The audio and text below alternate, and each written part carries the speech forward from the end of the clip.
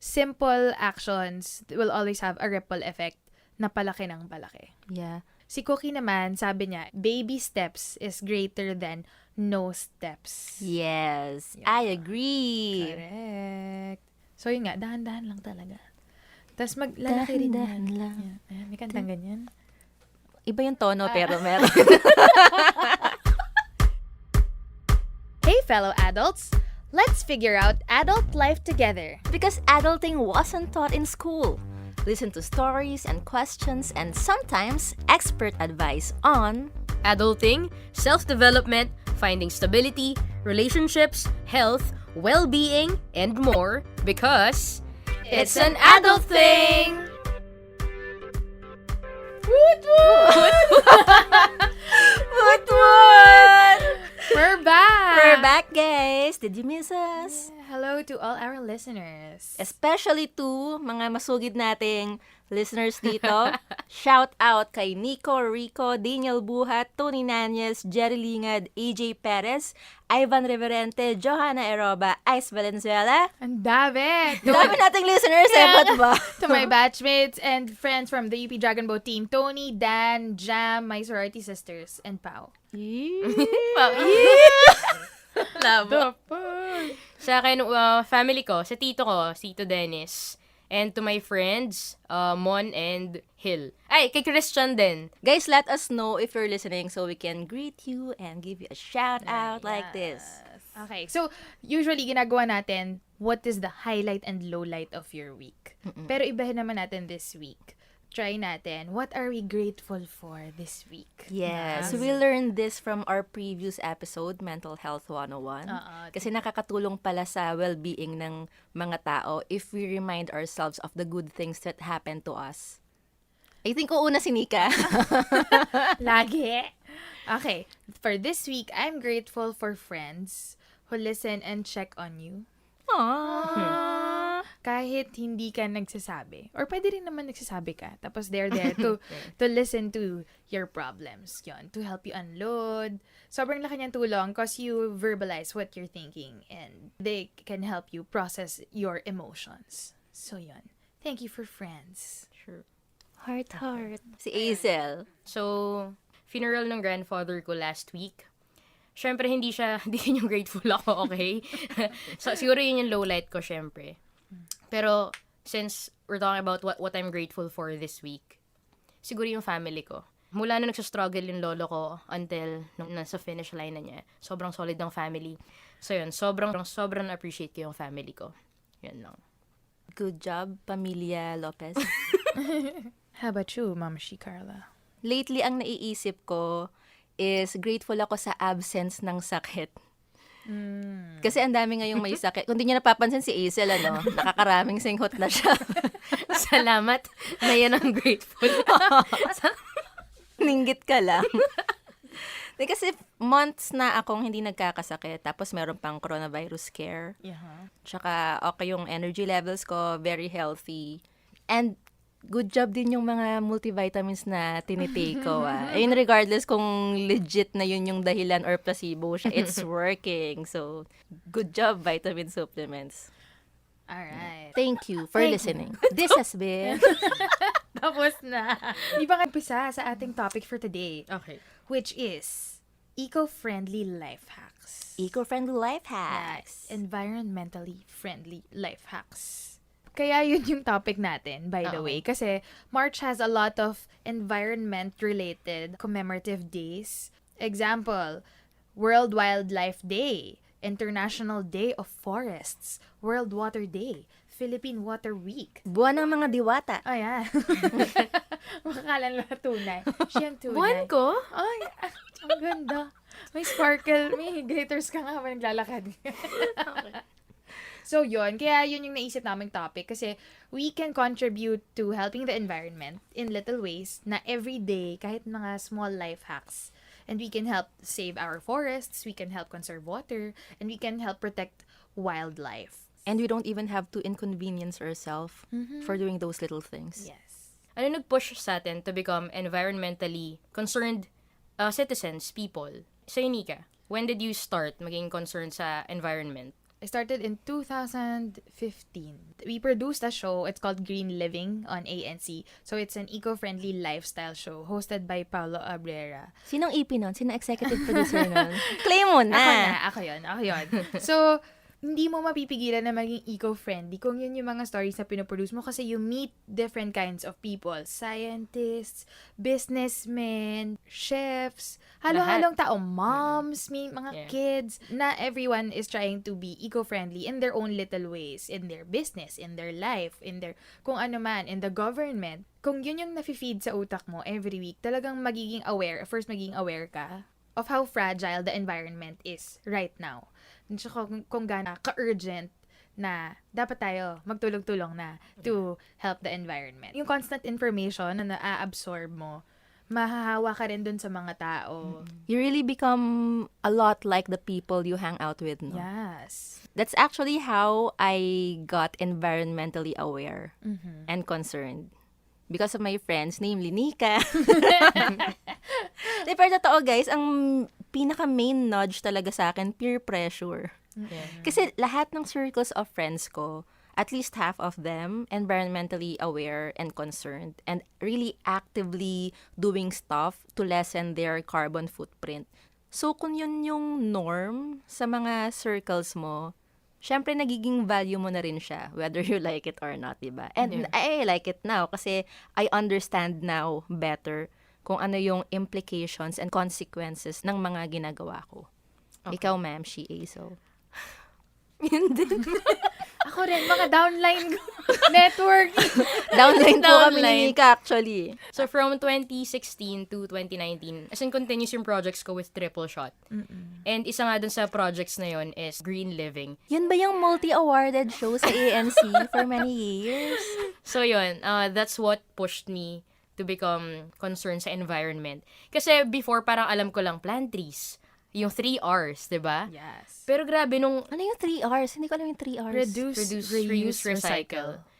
Pero diba parang yun lang yung alam ko. Very basic lang talaga. Pero nung nag-work ako for Triple Shot, naging concrete, no? Yeah. Yung ideas on how to actually do something about it.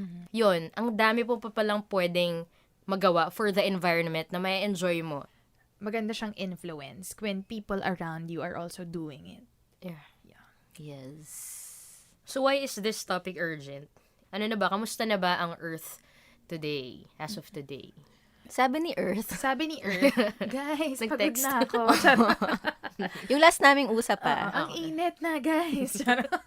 So, sobrang daming facts online. Minsan nakaka-alarma na siya. Kasi tayo as a third world country, yung Pilipinas yung sobrang vulnerable to climate change. Basically, tayo unang binabaha, tayo yung maunang tsunami. Pero due to geography naman siya, hindi dahil mahirap na bansa tayo. Well, aside from the geographic part na tayo yung madaling bahain, kasama rin yung socio-economic capability ng bansa natin kasi hindi tayo prepared. Hindi sapat yung disaster risk reduction capabilities natin. Tapos tayo rin yung pinagkukuhanan ng mga mines. Alam mo yun, sa atin napupunta yung basura because sa atin agos ng tubig. Oo, sa atin dinadump. Yung mga ganon.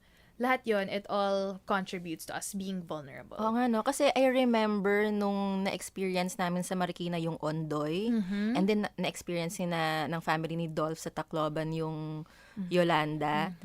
Grabe yung action or inaction or malaction ng government as compared nung na-experience ng Japan yung Fukushima meltdown. Yeah. So, oo nga, no? Since we cannot really rely on how the government handles disasters like that, might as well let's try not to add to the possibility and probability of it happening in the first place. And yung plastic pollution, I wanna talk about it too because this is something that we can all contribute to. And yung Pilipinas are the top 3 biggest plastic polluter of the oceans. Top 1 is China. Top 2 is Indonesia. All of these are sobrang laki compared to our landmass, compared to our population. So biglang boom, yung maliit na Pilipinas. Top 3 tayo sa buong mundo, Galing, Yeah, galing natin. Positive nun, Very recent lang. Is it still ongoing? Which one? Yung bushfires, Australian bushfires. Yes, tas meron na So, rin. Hindi, yun. ubos na sa Tapos Australia, ma'am. Ang meron ngayon sa Benguet and Yeah. Baguio. Oh my God. Okay. So, see? And very recent lang yun sa Amazon, di ba? Kaya nagkakaroon ng mas maraming bushfires ngayon kasi the earth is really warmer than it used to be. Meron naman talagang times na umiinit yung earth, sabi ng scientists. Pero yung pag-init niya in the past 20 years, sobrang bilis ng pag-increase. The hottest days are in the past 10 years. The strongest typhoons are in the past 10 years. Yung mga super floods, super typhoons in the past 10 years. Because of man-made activities na wala And naman products. before. Yes. Also, Ma'am Shi, may na-encounter ako recently lang. I didn't know about this before, but recently, na-encounter ko yung Earth Overshoot Day. It's time of the year when we have consumed everything that the Earth can naturally provide for us for the whole year. Okay. Meaning, kung for a year, eto lang yung resources na kayang i-produce ng Earth to support humanity's lifestyle and consumption. Overshoot meaning, hindi pa natatapos yung year, na-consume na natin siya lahat. So, every time na My God. nag-overshoot tayo, kinakaltasan na natin yung emergency funds ni Earth. Okay. Okay. Freaky siya kasi every year, umaaga yung overshoot day. Like last year, 2019, July pa lang, ubos na natin yung Earth's resources for the whole year. So, quota na agad. Quota na agad. So, ang kinukuha na natin, yung mga reserve talaga ni Earth. So, kapag na-consume na natin lahat ng kayang i-produce ni Mama Nature for the whole year, deficit na yon sa resources natin and overflow ng waste. Gets. Kumbaga, kung kinsenas ang sweldo mo, first week pa lang after your sweldo, ubos mo na yung sweldo mo. So, ano na girl? Ganun yung nangyayari sa atin in a global scale. So, nagagamit mo yung emergency fund mo. Yan, your savings. Yes. And it's not like forever tayo may emergency fund, di ba? Naalala ko yung sabi nung one of my professors when I was taking up my master's in sociology.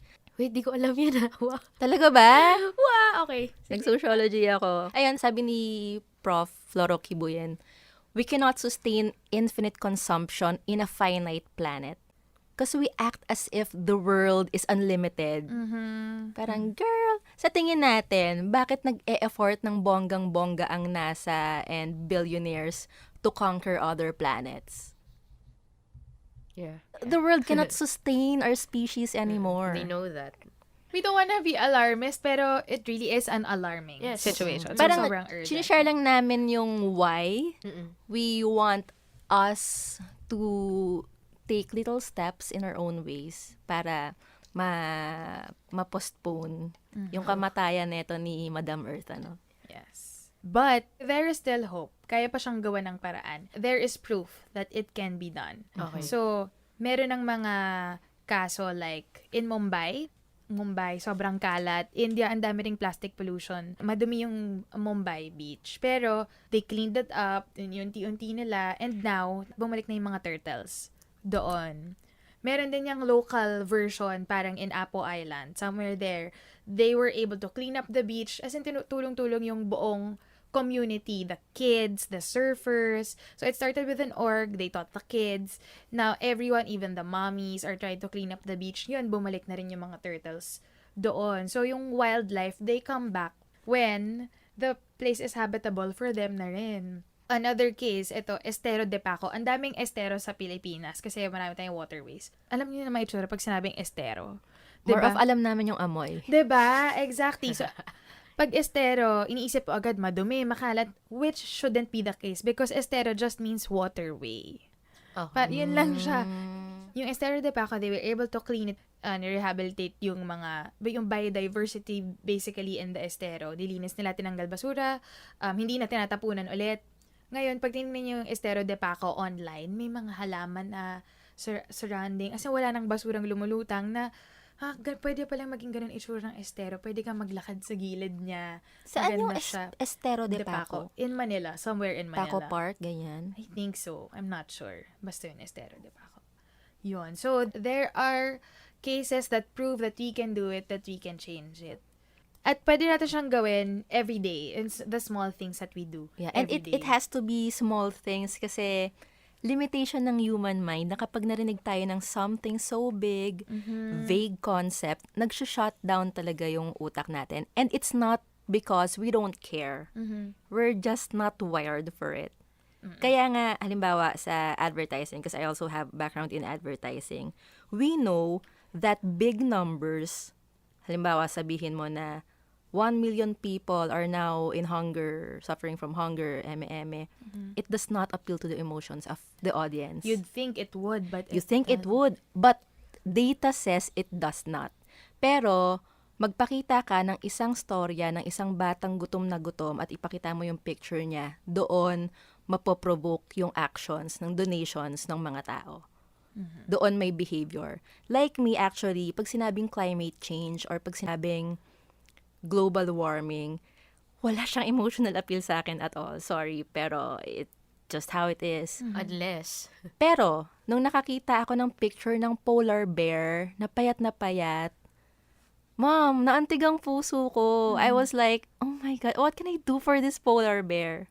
So, kaya rin we would like to break down this global warming thing into something so digestible and actionable and immediate and concrete.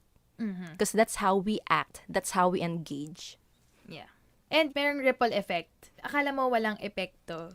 Meron yan. Parang Meron yan. merong epekto yan. Simple actions will always have a ripple effect na palaki ng palaki. Yeah. In relation to us attempting to do something small instead na kailangan all out, all or nothing kaagad, may nabanggit si Johanna Eroba tsaka si Cookie Olpindo of Artwell. Yes. About it, may you read it, ma'am? Oh, Galing sa IG stories. Okay. So, from our IG story, sabi ni si Josie Camera and Cheese, no? Okay, sabi ni Camera and Cheese, doing it gradually instead of one time, big time, especially if you can't afford it. Kasi, let's face it, in the Philippines, when you go green, it's kinda expensive. Pagkain mo pa lang, yung mga substitutes, minsan mas mahal. Kaya mas mahal kasi konti by batch lang. Kapag kasi mass-produced, mas mura. Pero yun yung mas wasteful.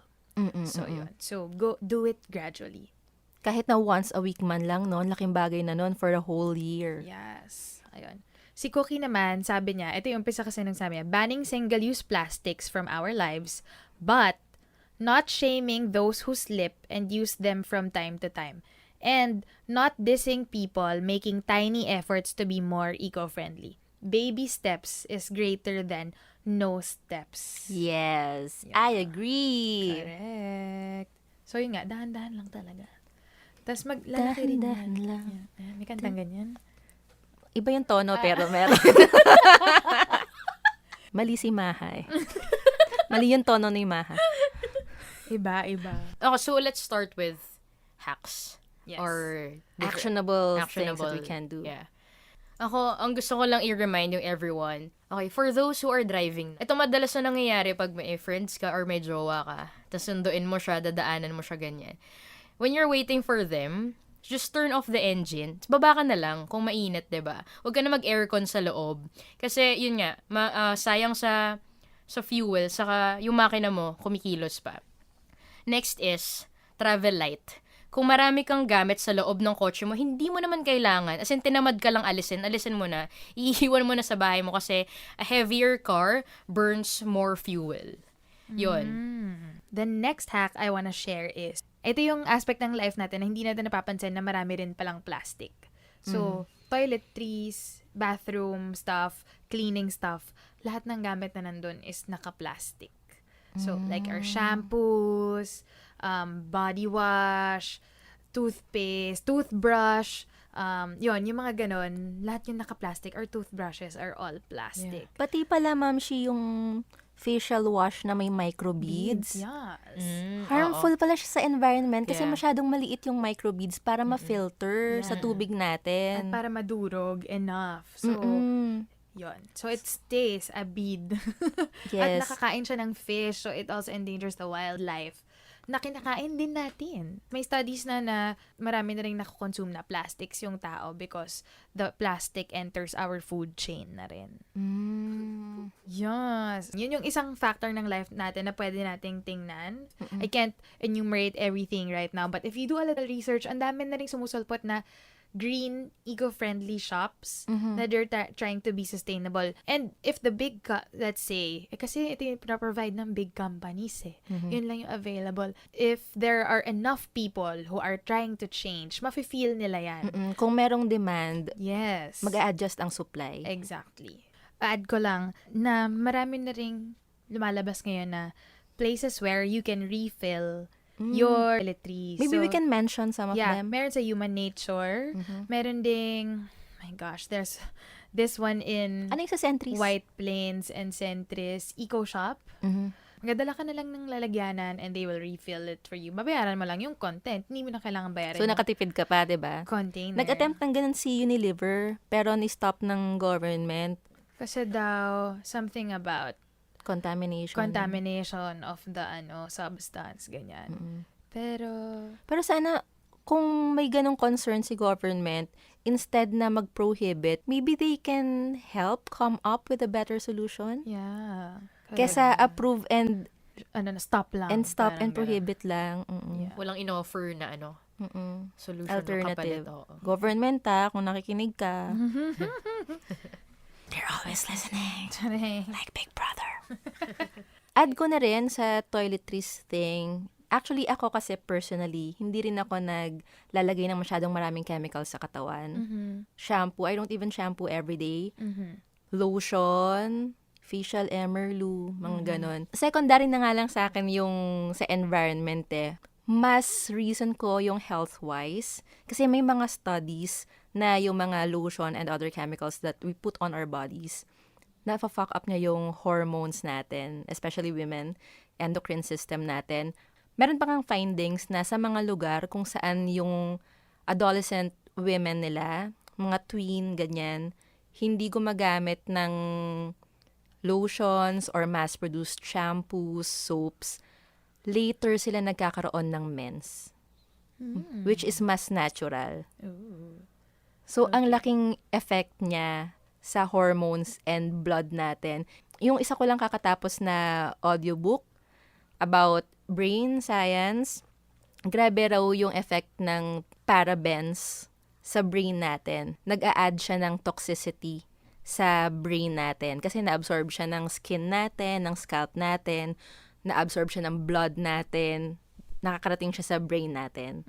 And we know naman kung gaano ka-dependent ang life experience and perspective natin sa health ng brain natin. And that's also why I'm not a fan of lots of toiletries in the market. There's another thing that I read. Hindi ko ito naisip before. Pag nagpa-flush pala tayo, yung usual na toilet sa mga bahay natin, nagfi-fill up yung toilet tank, yung flush tank. Ano bang tawag doon? Yung sa likod. Oo, yung sa likod. Oo. Nagfi-fill up siya ng water up to a certain height. So, kung maglagay ka ng plastic bottle inside of that, With sand dapat, para mabigat, para hindi siya lulutang. yun, may weight. So, plastic bottle with sand or Or even rocks. water. Pwede ring water, yeah.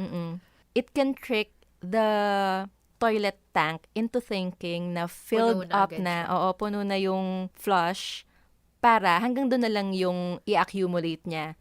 So, per flush, makakabawas tayo ng tubig. Yeah.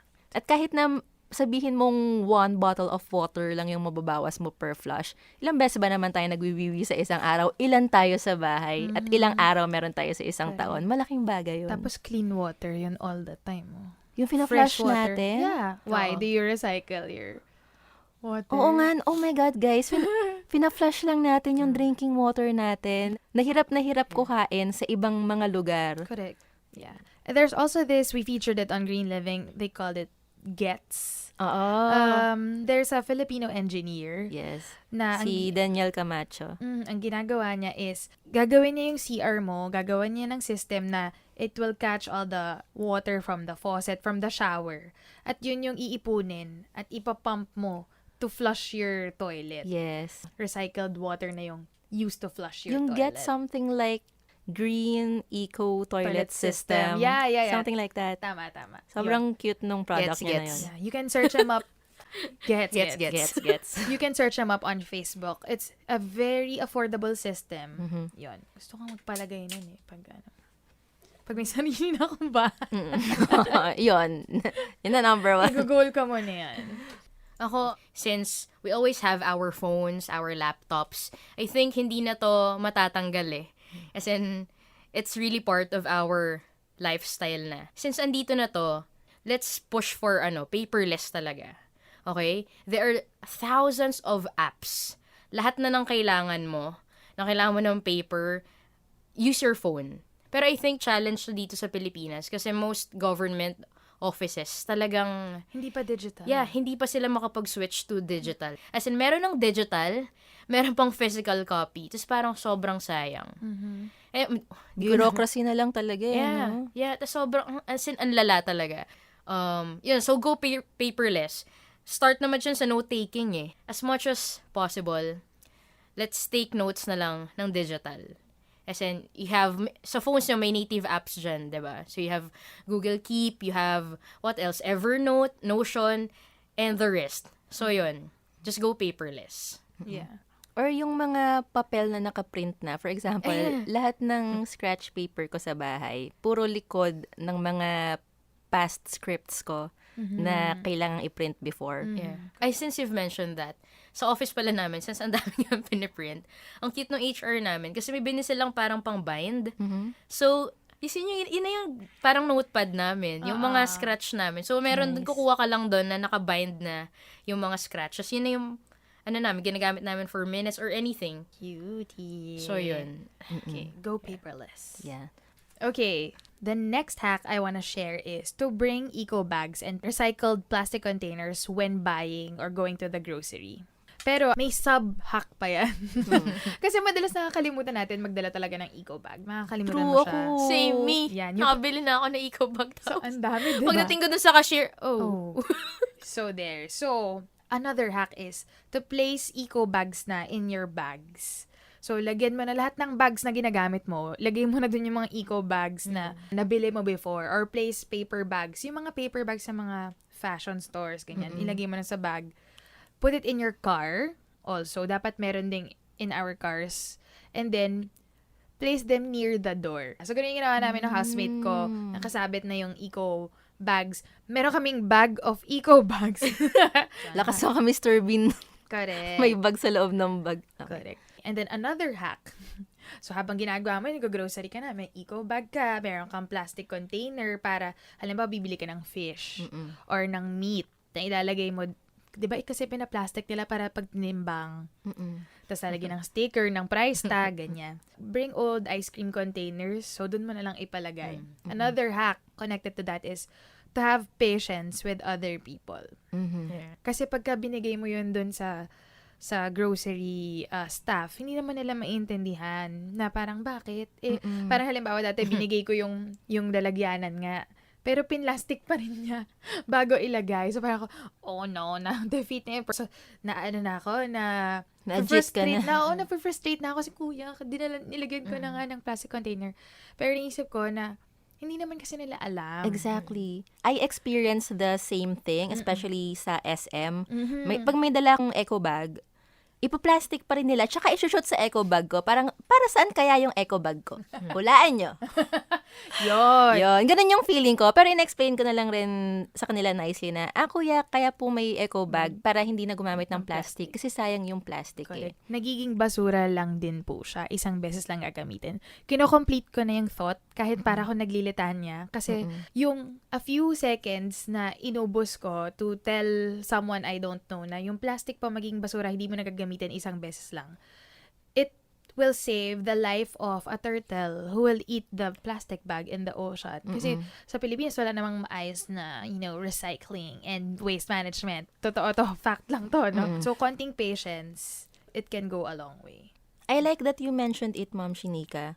Kasi yung gusto ko ring i-share, natutunan ko rin sa Green Living nung finiture ko yung waste management ng Marikina. Kasi in fairness sa Marikina, very systematic yung Tagang Marikina to. Di ko sure kung ano. Anyway, I featured them and then may tinuro sa akin na system. Oh my God, I forgot kung sino yung in-interview ko. Si Madam Chair doon. Meron silang ini-implement na triple E.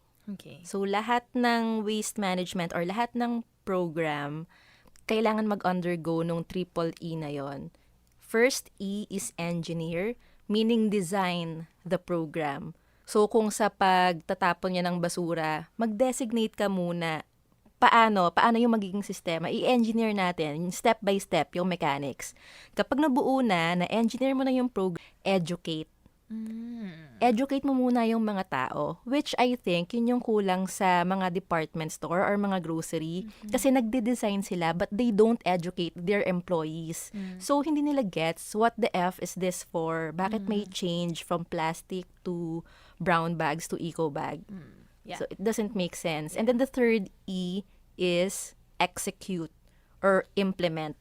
Pero, hindi mo siya mai-implement ng maayos kung una, hindi mo na-engineer, walang well-designed plan. Second, hindi mo na-educate yung mga kailangan mag-participate.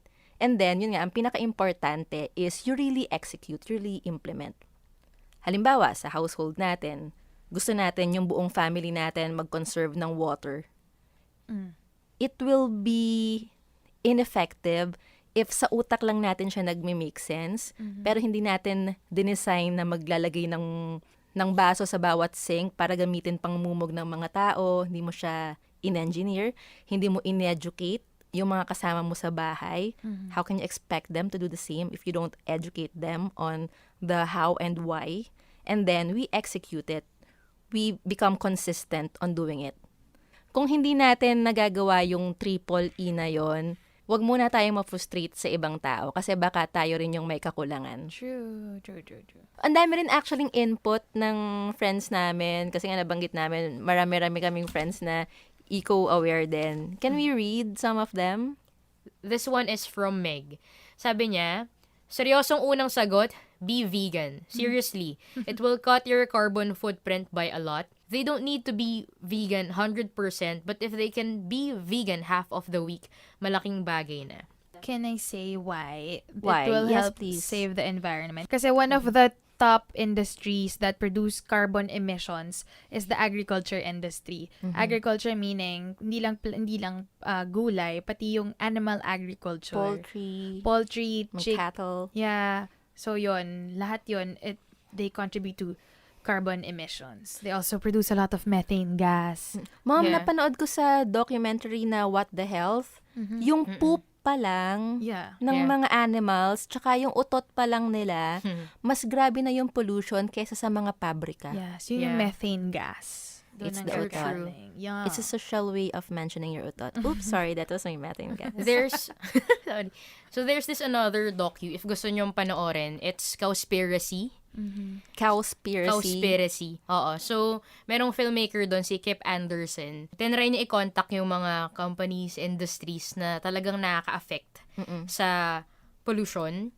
And yun, so in-expose na yung mga yun. It's in Netflix, diba? Pati yung Sige. What the Health. Yun.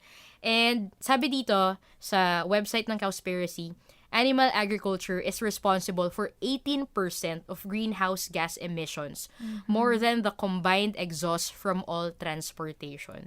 So, ganun siya kalala. Yeah. Tsaka gusto ko yung sinabi ni Meg na kahit na ilang araw ka lang sa isang linggo, mag-meatless, ang laking bagay na nun. Correct. Ito pa rin ito also from Meg. In fairness kay Madam Mega, she lives this actually. Thanks, Meg. Go for local and seasonal food and Tumingin lang ako. Napapanahon ang kanyang paa. Go for local and seasonal fruits and vegetables with low carbon footprint. Go to wet markets where they spend less energy and buy stuff like mangosteen, mangoes, bananas, etc. Talbos ng kamote, talong, okra, alugbati, saluyot, eme-eme. Pwedeng yun na lang instead of broccoli, lettuce, bok choy, apples, grapes, and oranges which are from Taiwan, China, or the US. Na binabiyahe pa, ibig Binabiyahe sabihin. pa galore. Okay. Ito yung isa ko pang barkada, si Sheena. Sabi niya, not have kids. Char. Or sige na nga, have less kids. True. Kasi, Less people means less polluters. true, kasi, sabi nga sa book na Sapiens ni Yuval Noah Harari, dubbed as Anthropocene era or Anthropocene epoch, itong history natin sa geology. Meaning, unprecedentedly, merong single species na nagtitip ng scale sa lahat ng aspects ng mundo. Sa fate ng ibang species, sa fate ng environment, sa fate ng atmosphere, it has never happened before. Ngayon lang, with Homo sapiens sapiens, tayo yun. Kaya nasa Anthropocene era tayo. Tsaka trending din sa crowdsource natin yung second-hand clothes. Yes. Pre-loved. Yes. Pre-loved clothes. Ukay or mend our own clothes muna or trade with friendships Yeah, na borrow from friends. borrow, oo. Yeah. Kasi the fashion industry produces more carbon emissions compared to the airline industry daw. Because everyone wears clothes, but not everyone flies. True. Fast fashion. Also from Kat Reyes, use menstrual cup. Mm-hmm. Yeah. I have to be honest, hindi pa ako willing i-let go yung napkins ko bilang may kalakasan ng aking period. Mm-hmm. You can use menstrual cups or cloth pads. Basta wag lang single use. Yun naman yung masama. Yung isang beses mo lang siya gagamitin tas tapon na. So, use cloth pads na you can just wash and then use them again na clean. So, mas eco-friendly yung lifestyle ng mga lola natin dati na gumagamit ng Pasador. pasador. Correct. Kasi yung tampons, yung applicator pa lang nun, puro plastic na wrapping of that, everything is plastic na ang daming gumagamit every month. So, yun. So, a little change goes a long way. So, I will yun. look into that. Yeah. So, pati yung mga cotton, halimbawa natanggal ng makeup, gamit ng cotton, pwedeng bimpo na lang.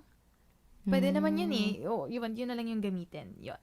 Okay. Can I share the 7 R's? Kanina nabanggit din yung 3 R's. Pero ngayon, hindi na siya 3 R's lang. 7, di ba? Reduce, reuse, recycle. Hindi pala yun yung unang step. Hindi reduce yung unang step. The Ano? first step is to refuse. Refuse. So, yun yung 7 R's. The first one is refuse. So, if you think hindi mo naman siya kailangan, i-refuse mo na wag na po, hindi ko yan kailangan. Really stop and consider, do I really need this? Pag nagpag-grab food din kayo, i-note nyo na agad na wag nyo na pong dala ng straw or wag nyo na pong dala ng plastic utensils kasi may spoon naman sa bahay or sa office. True. So, refuse. Sorry, mali. Ang unang step pala. The first one is rethink. Siyempre, una mong gagawin bago ka makapag-reduce, reuse, recycle. Una mong gagawin, mag-iisip Isip ka muna, diba? Stop and think. Do you really need that? Do you need individually packed na mga biskuit? Para ganon. So, stop and think. Rethink if you really need something. Ma'am, may isang trend na I would like people to rethink. Yung pagbili ng mga metal straw and stuff like that. Yeah. Kasi kapag meron ding demand for metal straw, magpo-produce ang industries ng metal straw at hindi rin naman madaling maging biodegradable. It's not biodegradable, right? Yeah. Yung mga metal. No. So, waste din siya. You have to recycle it industrially. Para magamit mo ulit yung metal. Oo, effort din siya. Sana ma-rethink natin na option din naman na hindi na lang gumamit ng straw at all. Tunggain mo na lang. Tunggain mo na So, yung lang. milk tea mo na may boba. Tungga is key. Tungga is The second R is refuse, yung nabanggit ko nga kanina. Refuse single plastics, refuse non-recyclable packaging. Next is to reduce. So, yun na yung original 3R. So, reduce consumption, bawasan natin. Sabi, ito nag-message si A Small Piano. Sabi niya, live simply. Yun lang talaga. Live simply. Kung hindi mo naman yun kailangan, don't buy na. Don't add. Yun. Let's do an episode on minimalism. Okay. Yes, true. Minimalism is a good environmentally friendly lifestyle. Yes.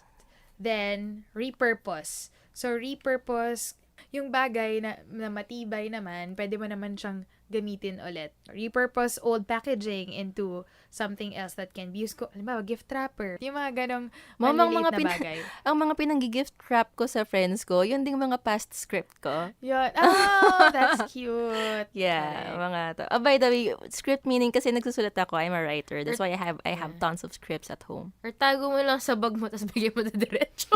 Uy, ginawa ko yun kay Ice last time. Yung close your eyes na lang. Parang kala mo pa romantic, di ba? Pero for environmental purposes talaga yun. Yeah. And then, reuse. So, yung repurposing kasi, it's like upcycling. So, parang old stuff, you use it for something else. Halimbawa, bote, gagamitin mo siya for something else, like a vase or a new container. So, Ang epic pala sa ganyan ng mga nanay at lola natin, no? Yung correct. lalagyan ng... kape, magiging baso. Oo. Yung lalagyan ng ice cream, nilalagyan ng fish. Correct. Lalagyan ng biscuits, ginagawang lalagyan ng tahian. Correct, exactly. But we have to warn about hoarding, ah. Kasi mga nanay lola kasi natin, hoarders na eh. Ibang topic na yun. Iba na yun. Iba na. Minimalism. Minimalism na yun. Just recycle enough. Yeah. And the last R is to rot. So, Mabulok As a ka person. dyan. oo. To rot, halimbawa, yung mga food, yung mga tissue na ginagamit natin, those are recyclable naman.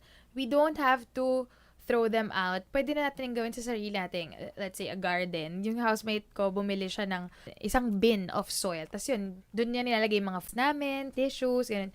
Yun, kung may garden kayo, dun yun na lang ilagay, magiging pataba pa for the plants. Sige, so medyo marami tayong nabanggit, but we can recap it para matandaan natin agad. So we can go paperless, we can bring eco bags and bring patience when we go out to buy.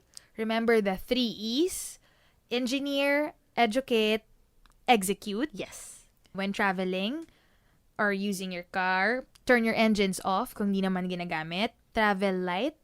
Then, check your toiletries and your cleaning agents kasi most of them are in plastic containers. Instead of buying new ones, try to refill na lang your toiletries and cleaning agents. Be vegan or try to eat more vegetables. And less meat. And less meat, yes. Go for local stuff, even fruits. Then, the last one is to remember the 7 R's. Yes. Sana maalala natin yung lahat at ma-apply natin more and more into our lives. Kahit nga isa lang eh. Yeah. Ako yung ano talaga, rethink. Ako more of less meat consumption. Total, pag gano'n na rin naman yung direction ko eh. Yeah, actually. Mm-mm. Ang daming ways para masolusyonan natin tong problemang sinimulan ng species natin. Correct. Alalahanin lang din natin yung sinabi ni Lolo Albert Einstein when he was living. We cannot solve our problems with the same thinking we used when we created them.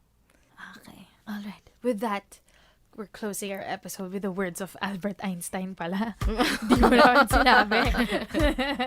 Sana meron kayong nakuhang hacks na bago at applicable into our everyday lives. Yeah, and if you have more, pwede kayong send ng message. Diba? Yeah. And we can share it online. Yeah. Yeah. Thank you very much for listening Salamat to guys! today's episode. Yeah! Yay! Woot woot! We upload new episodes every Saturday. And you can catch us on Spotify, Apple Podcast, and YouTube. For more adulting tips, related resources, questions, comments, and suggestions, follow us on our Facebook, Instagram, and Twitter pages. It's an adult thing. Yon. Again, this has been Nika. This is Carla. And this is Azel. And this has been It's an adult thing!